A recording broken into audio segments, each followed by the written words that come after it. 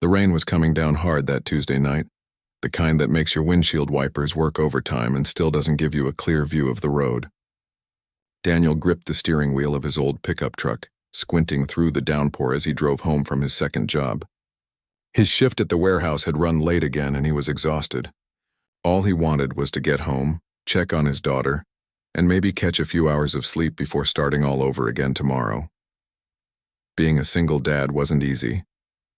Daniel had been doing it alone for 3 years now, ever since his wife walked out on them. His daughter Lily was 8 years old and she was his whole world. Everything he did, every extra hour he worked, every sacrifice he made, it was all for her.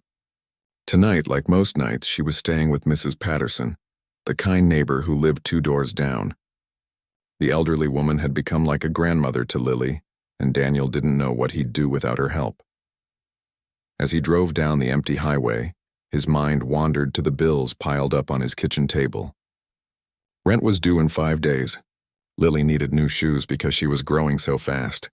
The truck was making that weird noise again, and he really couldn't afford a breakdown right now. He worked as a supervisor at the warehouse during the night and did maintenance work at an office building during the day. Sleep was a luxury he rarely enjoyed, but what choice did he have? That's when he saw it. Up ahead, through the sheets of rain, hazard lights were flashing. An expensive-looking car, one of those luxury sedans that probably cost more than Daniel made in 2 years, was pulled over on the shoulder. As he got closer, he could make out a figure standing next to it. An older man in what looked like a business suit, completely soaked, waving his arms. Daniel's foot moved toward the brake, but then he hesitated. His heart started beating faster. He'd heard the stories, seen the news reports, people getting robbed, carjacked, worse. These days, you couldn't be too careful, especially on a deserted road at 11 o'clock at night. What if this was a setup? What if there were others hiding nearby, waiting for some good Samaritan to stop so they could rob him? He didn't have much, but he couldn't afford to lose his truck or end up hurt. Lily needed him. But as he started to press the gas pedal to drive past, something stopped him. Maybe it was the way the old man looked so helpless standing there in the rain. Maybe it was the thought that if he was ever stranded like that, he'd hope someone would stop for him. Or maybe it was remembering what he always told Lily about helping people when they needed it. How could he teach her to be kind if he couldn't do it himself? Daniel pulled over about 20 feet ahead of the luxury car. He kept his doors locked and his window mostly up, just being cautious. The old man hurried toward him, and Daniel could see now that he was probably in his late 60s with gray hair plastered to his head from the rain. His expensive suit was ruined, and he looked genuinely distressed. "Thank God someone stopped," the man said, raising his voice over the sound of the rain. "I've been out here for almost an hour. My phone is completely dead, and I desperately need to get to the Grandview Hotel downtown. I have a critical meeting." Daniel studied him carefully. The man seemed legitimate, but you never knew. "What happened to your car?" he asked, still cautious. "My driver and I had a disagreement, and he left me here," the old man explained, sounding embarrassed. "I know how this must look. I'm Richard, by the way. Richard Caldwell. I completely understand if you don't feel comfortable helping. It's late and you don't know me. But I promise you I'm just a foolish old man who needs help getting into the city." There was something about the way he said it, the genuine embarrassment in his voice, that made Daniel believe him. Still, he wasn't about to be stupid about this. "I can give you a ride," Daniel finally said, "but I need to be straight with you. I'm a single father and I can't take any risks, so no sudden moves and we're going straight to your hotel. That's it." Richard nodded quickly, relief washing over his face. Of course. I completely understand. Thank you so much. You have no idea how much I appreciate this." Daniel unlocked the passenger door and Richard climbed in, dripping water all over the worn seat. The truck's interior suddenly felt smaller with this well-dressed stranger sitting there. Daniel noticed Richard glancing around, taking in the worn upholstery, the cracked dashboard, the booster seat in the back with its faded pink cover. There was also a drawing that Lily had made for him, taped right above the radio. It showed 2 stick figures holding hands, one tall and one small. She'd written "Me and Daddy" at the top in her careful handwriting. "Sorry about the mess," Daniel said, pulling back onto the highway. "And sorry you're getting a ride in this old thing instead of your fancy car. Are you kidding?" "I'm grateful for any ride at this point," Richard replied. "Besides, I've ridden in plenty of fancy cars. They've never meant as much as kindness from a stranger." They drove in silence for a few minutes. Daniel kept his attention split between the road and his passenger, still not entirely convinced this wasn't going to turn into something bad. But Richard just sat there quietly, occasionally glancing out at the rain. "Is that your daughter's?" Richard finally asked, nodding toward the drawing on the dashboard. "Yeah, that's Lily," Daniel said, and despite his caution, he couldn't help but smile a little. "She's 8. Made that for me last month. She's a lucky girl to have a father who displays her artwork so prominently," Richard observed. Daniel shrugged. "I'm the lucky one. She's pretty much the only good thing in my life right now." "Are you heading home from work?" Richard asked. "Yeah, night shift at a warehouse. I do maintenance work during the day too." Daniel wasn't sure why he was sharing this information, but something about the quiet of the truck and the sound of rain made it feel less weird to talk to this stranger. "2 jobs? That must be exhausting." "It is what it is," Daniel replied. "Gotta keep a roof over our heads and food on the table. Her mother left 3 years ago, so it's just the 2 of us now. I do what I need to do." Richard was quiet for a moment, and when Daniel glanced over, he saw something like respect in the old man's eyes. "That takes real strength," Richard said softly. "A lot of people would have given up or taken the easy way out. You should be proud of yourself." Daniel felt uncomfortable with the praise. "I'm just doing what any parent should do. Nothing special about it." "I disagree," Richard said, "but I respect your humility." The conversation drifted to other things. Richard asked about Lily, what she liked to do, how she was doing in school. Daniel found himself relaxing a bit, talking about how she loved drawing and wanted to be an artist when she grew up, how she was struggling a bit with math but working hard at it. Richard listened like he actually cared, which was strange for someone Daniel had just met on the side of a highway. As they got closer to downtown, the buildings got taller and the streets got busier, even at this late hour. Richard directed him to the Grandview Hotel, one of those places Daniel had only seen from the outside. It was the kind of hotel where businessmen and wealthy tourists stayed, with its gleaming glass facade and valet parking. Daniel pulled up to the entrance, and a doorman immediately approached with an umbrella. This was clearly Richard's world, so different from Daniel's own reality of struggling to pay bills and working himself to exhaustion. Richard reached for his wallet, pulling out several bills. Daniel saw they were hundreds. "Please let me give you something for your trouble and your kindness," Richard said, holding out $500 bills. Daniel's eyes widened. $500 would solve so many of his immediate problems. He could pay the electric bill that was overdue, get Lily those shoes, maybe even fix that noise in the truck. But something in him recoiled at taking the money. He'd helped because it was the right thing to do, not for a reward. "I can't take that," Daniel said firmly, pushing Richard's hand away gently. "I just gave you a ride. Anyone would have done the same thing. But they didn't," Richard pointed out. "You were the only one who stopped. Please, I insist." "And I insist that I can't take it," Daniel replied. "I helped you because you needed help, not because I wanted money. If I take that, it changes what I did, makes it into a transaction instead of just being human to another human. I hope you understand." Richard looked at him for a long moment, and Daniel saw surprise flash across his face, followed by something that looked like admiration. "I understand," Richard said slowly, "and that makes me respect you even more. But at least let me have your phone number. I'd like to repay your kindness in some way, even if it's just taking you to lunch to say thank you properly." Daniel hesitated. Part of him wanted to say no, to just drive away and let this strange encounter fade into memory. But Richard seemed genuine, and there was something in his eyes that made Daniel trust him at least a little bit. "All right," Daniel said, rattling off his number as Richard typed it into his phone. "But really, you don't owe me anything." "We'll see about that," Richard said with a slight smile. He shook Daniel's hand firmly. "Thank you again. You have no idea what your kindness meant to me tonight. Drive safe." And with that, Richard stepped out into the covered entrance, and Daniel watched as the doorman escorted him inside. As Daniel pulled away from the hotel, back toward his neighborhood and his small apartment and his sleeping daughter, he wondered if he'd ever hear from Richard again. Probably not, he figured. Rich people said things like that all the time, but rarely followed through. It was fine. He'd done a good deed, and that was enough. But as he drove through the now lighter rain, Daniel couldn't shake the feeling that something had shifted tonight, though he couldn't quite put his finger on what it was. Little did he know, his life was about to change in ways he never could have imagined. The decision he'd made on that rainy highway, to trust his instincts and help a stranger, was going to lead him down a path he never saw coming. 2 days passed, and Daniel had almost forgotten about the whole encounter with Richard. Almost. It kept creeping back into his mind during quiet moments at work, or when he was helping Lily with her homework. There was something about that night that stuck with him, though he couldn't quite explain why. He was on his lunch break at the warehouse, sitting in the break room eating a sandwich he'd packed from home when his phone rang. Unknown number. Daniel usually didn't answer those, figuring they were just spam calls, but something made him pick up this time. Hello? Daniel, this is Richard. Richard Caldwell. From the other night? Daniel sat up straighter, surprise jolting through him.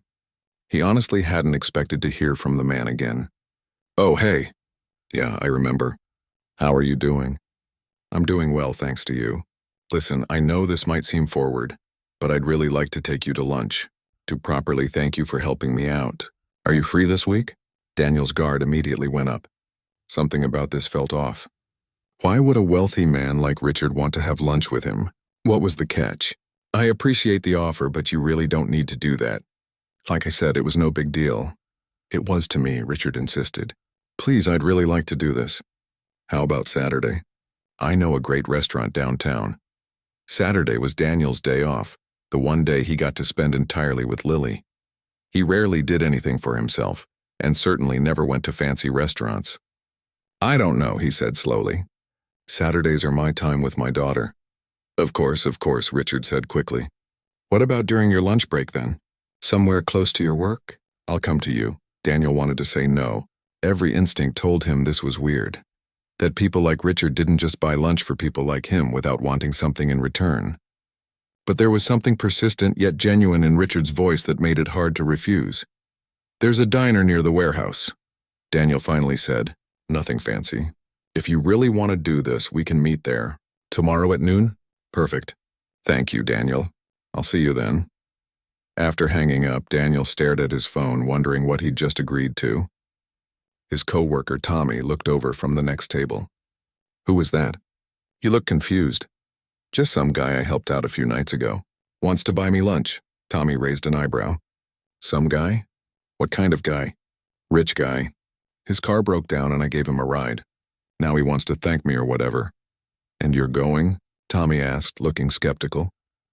I guess so, Daniel said, but he couldn't shake the uneasy feeling in his stomach. The next day, Daniel arrived at Mike's diner 5 minutes early. It was his usual lunch spot, a no-frills place with decent food and cheap prices. He sat in a booth by the window ordering just a coffee while he waited. He'd brought his own lunch from home, not wanting to let Richard pay for his meal. That felt too much like charity. At exactly noon, a sleek black car pulled up outside, the kind with a driver in a suit. Daniel watched as Richard stepped out, looking completely out of place in his expensive suit and polished shoes. Several other diners turned to stare as he walked in. Daniel, Richard said warmly, sliding into the booth across from him. Thank you for meeting me. Sure, Daniel replied, feeling awkward. The contrast between them was stark. Richard in his $1,000 suit, Daniel in his work clothes with grease stains he couldn't quite wash out. They ordered, Richard insisting on paying despite Daniel's protests. When the waitress brought their food, burgers and fries for both of them, Richard seemed genuinely delighted with the simple meal. So, Richard said after a few bites, I want to be honest with you about why I asked you here. Here it comes, Daniel thought. The real reason. The catch. His muscles tensed slightly. That night you helped me, I was observing you. The way you were cautious but still kind. The way you refused the money. The way you talked about your daughter. It told me a lot about your character. Daniel didn't say anything, just waited for the other shoe to drop. I'm the CEO of Caldwell Industries, Richard continued. We're one of the largest logistics and supply chain companies in the country. And I'd like to offer you a job. Daniel nearly choked on his burger. What? A management position. Supply chain operations. Full benefits, good salary, room for advancement. I think you'd be perfect for it. Daniel set his burger down, his appetite suddenly gone. This was exactly what he'd been afraid of. It was too good to be true, which meant it had to be some kind of trick. You don't even know me, he said carefully. You met me once for less than an hour. Sometimes that's all you need to recognize quality in a person, Richard replied. What's the catch? Daniel asked bluntly. People don't just offer strangers high-paying jobs. What do you really want? Richard looked taken aback. There's no catch. I'm serious about this offer. Daniel shook his head, feeling a mix of anger and confusion building in his chest. Look, I appreciate what you're trying to do, but I don't need your pity. I'm doing fine on my own. This isn't pity, Richard said firmly. This is recognizing potential when I see it. You're working 2 jobs to support your daughter. You're clearly reliable, honest, and hardworking. Those are exactly the qualities I need in my management team. But why me? Daniel pressed. There have to be hundreds of qualified people with actual experience, actual degrees. I barely finished high school. I've never worked in management. This doesn't make any sense. Some of the best people I've ever hired didn't have fancy degrees, Richard said. They had something more important: integrity and work ethic, both of which you clearly have in abundance. Daniel felt his defenses going up even higher. This whole thing felt wrong. Was this some kind of weird power play? Did Richard get some kind of kick out of playing benefactor to poor people? Or worse, was there something darker going on? What would I even be doing? Daniel asked, his voice skeptical. Richard launched into an explanation about the position, about coordinating warehouse operations, managing logistics, working with teams. It all sounded impressive. But Daniel couldn't focus on the details. All he could think about was how impossible this seemed. The salary would be around $90,000 a year to start, Richard added. Plus benefits, health insurance, retirement contributions? Daniel's heart skipped a beat. $90,000? That was more than he made at both his jobs combined. That was life-changing money. That would mean he could actually spend time with Lily. He could afford to get her into better activities, maybe save for her college. They could move to a better apartment, fix the truck, or maybe even get a reliable car. But it was too much, too perfect. Nobody got opportunities like this in real life, at least not people like him. I can't accept this, Daniel said, pushing his plate away. I don't know what kind of game this is, but I'm not playing. It's not a game, Richard insisted, and there was something almost hurt in his voice. I'm trying to help someone who deserves a break. Why?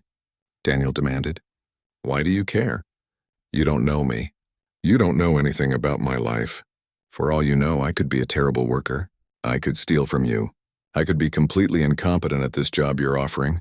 I don't believe any of those things, Richard said calmly. But you don't know. Daniel's voice rose slightly, drawing glances from other diners. He lowered it again. This is crazy. People don't do this. There has to be something you're not telling me. Richard was quiet for a moment, studying Daniel's face. You really don't trust this, do you? Would you? Daniel shot back. If you were in my position, would you trust it? Richard considered this. Probably not, he admitted. I'd be suspicious too. But that doesn't change the fact that my offer is genuine. I'm not asking you to trust me blindly. Take time to think about it. Research my company. I'll give you my direct line. You can call me with any questions. You can even come tour the facility if you want. Meet the team, see what the job would actually entail. Daniel rubbed his face with his hands, feeling overwhelmed. Part of him wanted to walk out right now, to put this whole weird situation behind him. But another part, the part that was so tired of struggling, that wanted better for Lily, that part was screaming at him not to walk away. I need time, Daniel finally said. I can't make a decision like this on the spot. Of course, Richard agreed immediately. Take all the time you need. Here's my card. My personal cell number is on the back. Call me when you're ready to talk more, or if you decide you're not interested. No hard feelings either way. Daniel took the card, running his thumb over the embossed lettering. Caldwell Industries. Richard Caldwell, Chief Executive Officer. It all looked legitimate, but that didn't ease his doubts. Can I ask you something? Daniel said, and I want you to be honest with me. Of course. Do you do this often? Offer jobs to random people you meet? Richard smiled slightly. No, I don't. In fact, you'd be the first. I built my company from nothing, and I know what it's like to struggle, to work multiple jobs, to wonder how you're going to make ends meet. I also know that some of the most talented people never get a fair chance because they don't have the right connections or the right background. When I meet someone like you, someone with real character, I want to help if I can. But why? Daniel pressed. What's in it for you? Maybe I just want to do something good, Richard said. Maybe I want to believe that kindness should be rewarded. Or maybe selfishly I want good people working for my company. People I can trust. People who understand what it means to work hard and value what they have. Is that so hard to believe? Daniel wanted to say yes, that it was hard to believe, but something in Richard's eyes made him pause.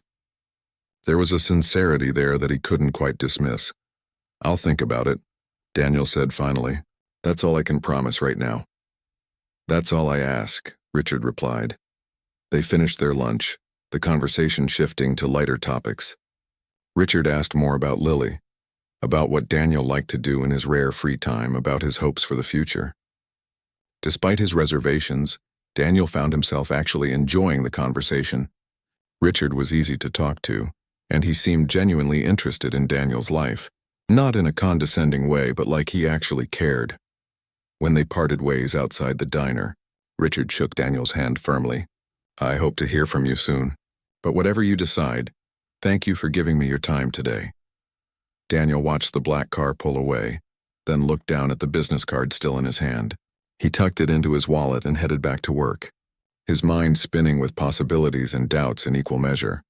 That evening, after picking up Lily from Mrs. Patterson's and making dinner, after helping with homework and giving baths and reading bedtime stories, Daniel finally had time to think. He sat at his kitchen table, the business card in front of him, his laptop open. He started researching. Caldwell Industries was real and it was huge. Richard Caldwell was exactly who he said he was. There were articles about his business success, his philanthropy, his reputation as a tough but fair boss. Nothing Daniel found raised any red flags. If anything, it all confirmed that the offer was legitimate. But legitimate didn't mean it was right for him. Daniel had built his life on being independent, on not owing anyone anything, on making his own way. Taking this job would mean accepting help, and that felt uncomfortably close to charity. He thought about Lily, asleep in her room. He thought about the life he could give her with this job. Real stability. More time together. Opportunities he'd never be able to provide working two dead-end jobs. But he also thought about his pride, about the man he'd worked hard to become. If he took this job, would he be able to respect himself? Would he always wonder if he'd earned it or if it was just handed to him? Mrs. Patterson knocked on his door around 9, bringing over a container of cookies she'd baked. She'd become like family over the years, and Daniel trusted her opinion more than almost anyone's. You look troubled, she said, settling into a chair at his kitchen table. Want to talk about it? Daniel found himself telling her everything.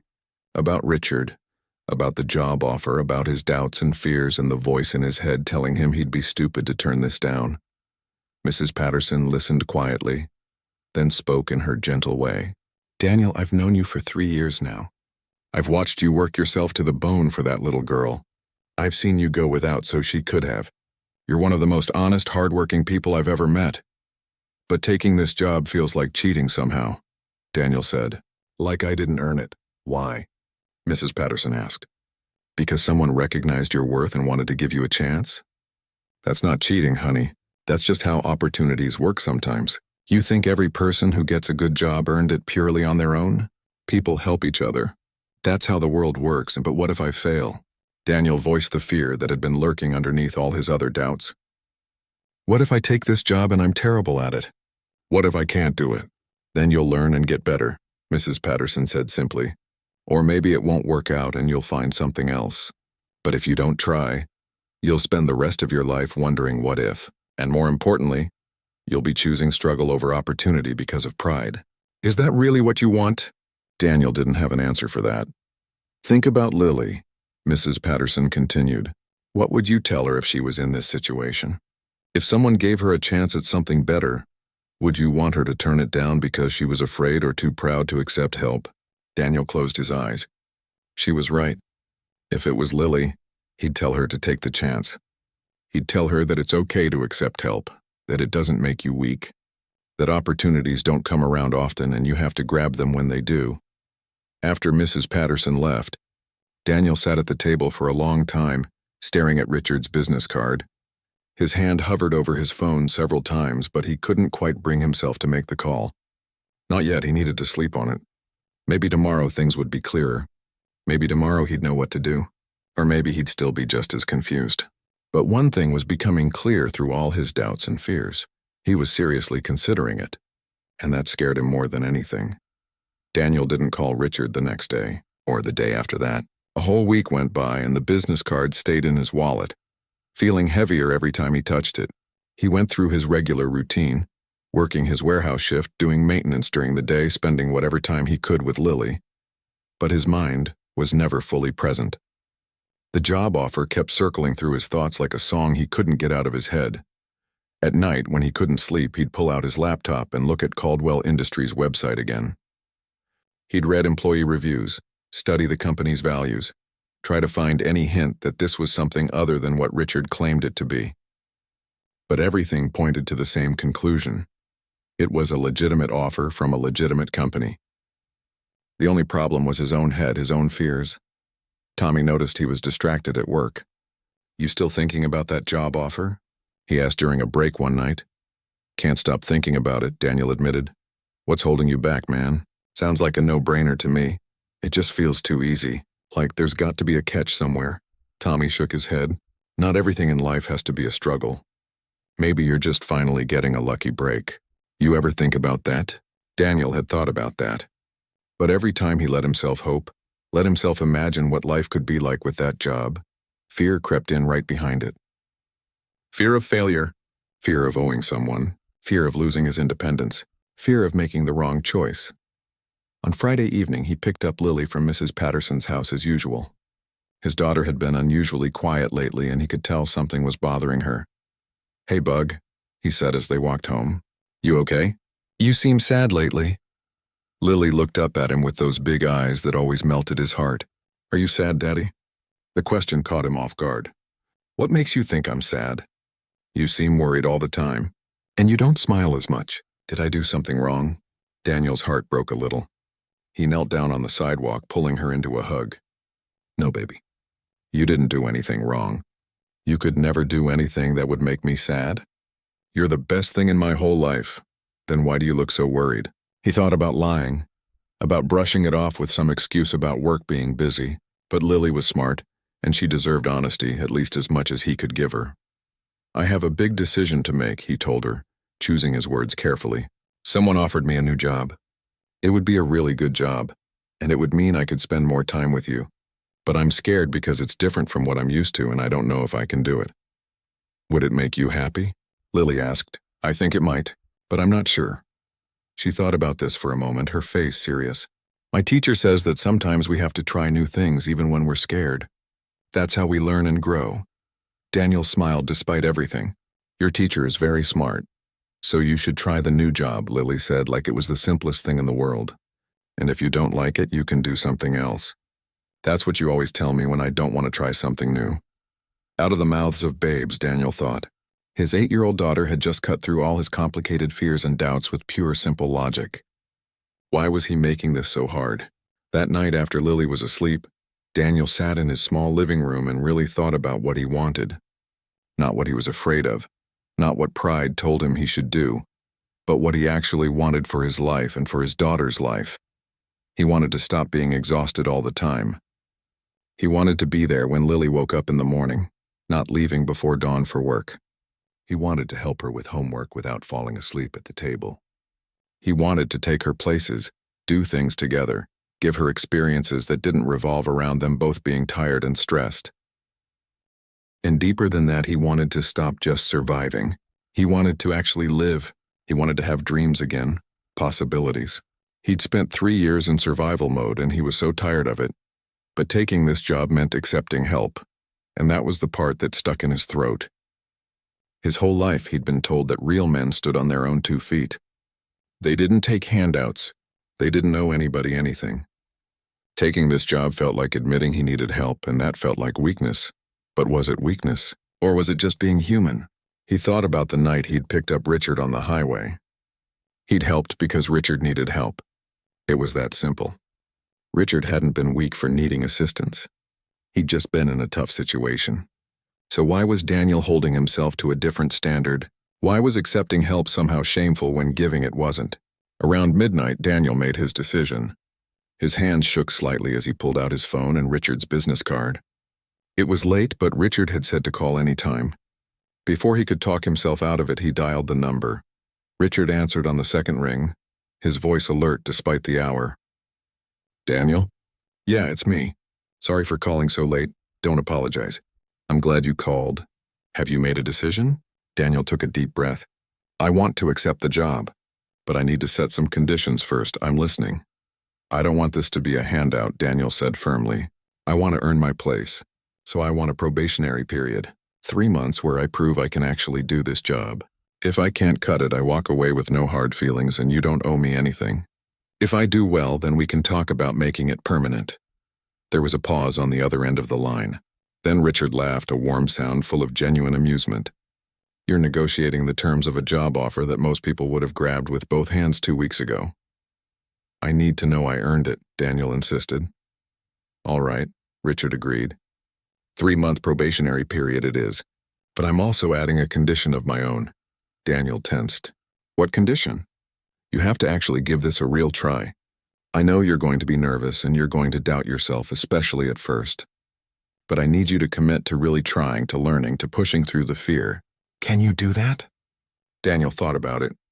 Yeah, I can do that. Good, can you start Monday? Monday? Daniel's voice squeaked slightly. That's only 3 days away. Is that a problem? I need to give notice at my other jobs. 2 weeks is standard. I'll pay you for those 2 weeks while you finish up at your other jobs, Richard said. Consider it part of your signing bonus. But I'd like you to come in Monday to start training, even if it's just for a few hours. The sooner you get familiar with everything, the better. This was really happening. Daniel felt like he was standing on the edge of a cliff about to jump. Okay, Monday, what time? 9 a.m. I'll email you the address and information tonight. And Daniel? Yeah? You're making the right choice. I know you don't fully believe that yet, but you will. After hanging up, Daniel sat in silence for a long moment. Then he called his supervisor at the warehouse and left a message about putting in his 2 weeks' notice. He did the same with his boss at the maintenance job. It was done. He'd committed. There was no backing out now. The weekend passed in a blur of anxiety and preparation. Daniel tried to research everything he could about supply chain management, about warehouse operations, about the logistics industry. His brain felt like it was going to explode from information overload, but he couldn't stop. He needed to be ready. He needed to prove he could do this. Mrs. Patterson noticed his frantic studying when she came over Saturday morning to watch Lily while he went to get groceries. You're going to burn yourself out before you even start, she said gently. Maybe take a breath? I can't, Daniel said, not looking up from his laptop. I don't know anything about this industry. I need to catch up. You'll learn on the job, she pointed out. That's what training is for. They don't expect you to know everything on day one. But what if I can't learn fast enough? What if they realize they made a mistake hiring me? Mrs. Patterson closed his laptop firmly, forcing him to look at her. Listen to me. You are one of the smartest, quickest learning people I know. You figured out how to be a single parent with no help. You manage complex schedules between 2 jobs and raising a child. You fix things around your apartment that most people would need to call a professional for. You can figure this out too. Those things are different, Daniel protested. How? How are they different? They all require learning new skills, solving problems, adapting to challenges. You've been doing that your whole life. This is just the same thing in a different setting. She was right, but it didn't stop the fear churning in his stomach. Sunday night, Daniel couldn't sleep at all. He lay in bed staring at the ceiling, running through every possible way things could go wrong tomorrow. What if he showed up and everyone immediately realized he didn't belong there? What if he said something stupid? What if he couldn't understand the training? What if they all thought he was just some charity case that Richard had picked up out of pity? At 5 a.m, he gave up on sleep and got up to make coffee. His hands were shaking as he poured it. He checked his email for the 10th time, confirming the address, the time, what he was supposed to bring. Richard had sent him a detailed message with instructions, ending with, "Looking forward to seeing you tomorrow. You're going to do great." Daniel wished he had even a fraction of Richard's confidence. He got Lily ready for school, trying to act normal, even though he felt like he was going to throw up from nerves. She noticed anyway, because of course she did. "Is today your first day at the new job?" she asked over breakfast. "Yeah, Bug. It is. Are you nervous?" "Very nervous." She reached across the table and patted his hand, an oddly adult gesture from such a small person. "You're going to do good, Daddy. I know you are." How do you know? He asked. Because you always do good. You're the best daddy in the whole world. Daniel felt tears prick his eyes. He blinked them back and smiled at her. And you're the best daughter in the whole world. You know that? After dropping Lily at school, Daniel drove to the Caldwell Industries headquarters. It was a massive building in the business district, all glass and steel and modern architecture. The parking lot was full of nice cars, and Daniel felt suddenly self-conscious about his beat-up old truck. He sat in the parking lot for 5 minutes, trying to gather his courage. His phone buzzed with a text from Tommy. Good luck today, man. You got this. Another text from Mrs. Patterson. Proud of you. Go show them what you're made of. He could do this. He had to do this. For Lily, for himself, for the life he wanted to build. Daniel took a deep breath, grabbed his folder of documents, and walked toward the building. The lobby was huge and intimidating, with marble floors and a security desk and people in business attire moving purposefully through the space. Everyone looked like they knew exactly where they belonged. Everyone except him. Can I help you? The security guard asked. I'm here to see Richard Caldwell. My name is Daniel Thompson. The guard checked his computer, then nodded. Ah, yes, Mr. Thompson, we've been expecting you. I'll need to see your ID, and then I'll issue you a temporary badge. Mr. Caldwell's assistant will meet you at the elevator.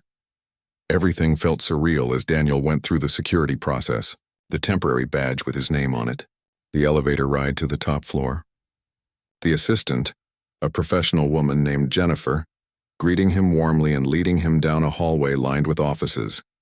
Mr. Caldwell is in a meeting, but should be done shortly, Jennifer said. I'll show you to your workspace first, if that's all right. My workspace? Daniel repeated. Yes, your office. It's all set up for you, his office. He had an office. The thought seemed absurd. Jennifer led him to a decent-sized office with a window overlooking the city. There was a desk, a computer, a comfortable chair, even a small couch. A nameplate on the desk read, Daniel Thompson, Operations Manager. This is mine? Daniel asked, still not quite believing it. All yours, Jennifer confirmed with a smile. Mr. Caldwell wanted you to have everything you needed to be comfortable. I'll give you a few minutes to settle in, and then we'll start with orientation and paperwork. Can I get you some coffee or water? Coffee would be great. Thank you. After Jennifer left, Daniel stood in the middle of the office, slowly turning to take it all in. It was bigger than his living room at home. The view was incredible.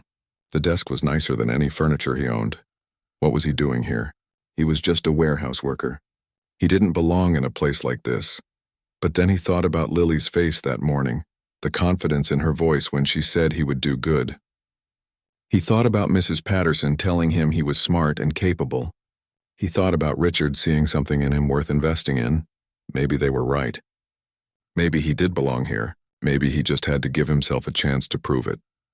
Daniel sat down in the chair behind his desk, ran his hands over the smooth surface, and felt something shift inside him. He was terrified, yes, but underneath the fear was something else, something that felt almost like excitement, like possibility. This was the beginning of something. He didn't know what yet, or how it would turn out. But he'd made the leap. He'd chosen to try,